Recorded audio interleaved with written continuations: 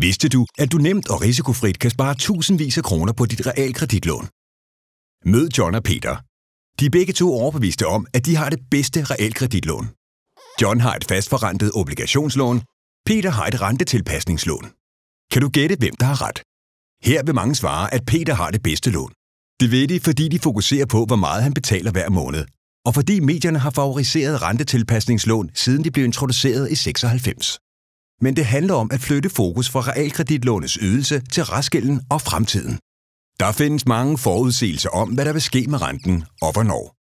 Det eneste, vi dog ved med sikkerhed, er, at renten vil gå op og ned. Og det faktum udnytter John til sin fordel. Mød Status. Status tilbyder et koncept, der sikrer dig en betragtelig gevinst og sikkerhed, uanset om renten stiger eller falder. Der er ikke noget hokus pokus ved det. Konceptet er baseret på simpel matematik og på at benytte de muligheder, der kun er for fastforrentede realkreditlån. Lad os forklare. Modsat et rentetilpasningslån kan et fastforrentet realkreditlån omlægges, og eventuelle kursgevinster er skattefrie. Ved at omlægge kan du få en lavere ydelse eller lavere restgæld, og dermed bliver det fastforrentede lån det mest fordelagtige. Det lyder altså meget komplekst, men bare rolig. Status hjælper dig.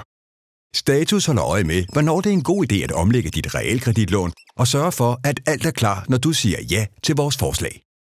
Er det stadig svært at forstå? Så lad os se på, hvad der sker med John og Peters realkreditlån, når renten ændrer sig. Lad os først sige, at renten stiger. Når renten stiger, falder boligpriserne. Johns ydelse forbliver den samme.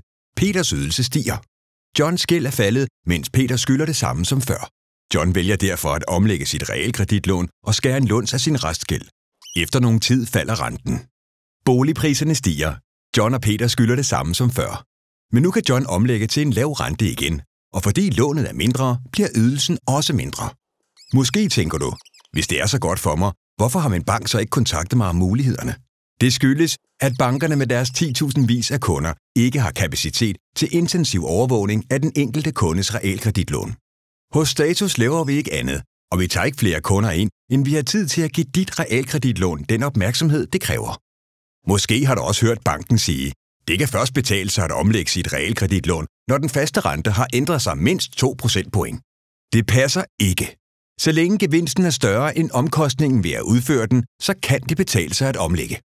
Hvis renten for eksempel stiger blot 1 procentpoint, kan du skære ca. 7% af din restgæld. Har du et lån på 2 millioner kroner, betyder det altså mere end 100.000 skattefrie kroner til dig. Vel at mærke efter omkostningerne er betalt. Siden 1996 har boligejere kunnet omlægge deres realkreditlån med gevinst 1-2 gange om året i gennemsnit. Hvor mange penge er du gået glip af? Så hvorfor gøre som alle andre, når du nu kan gøre det bedre, mere sikkert og spare penge? Book et møde nu.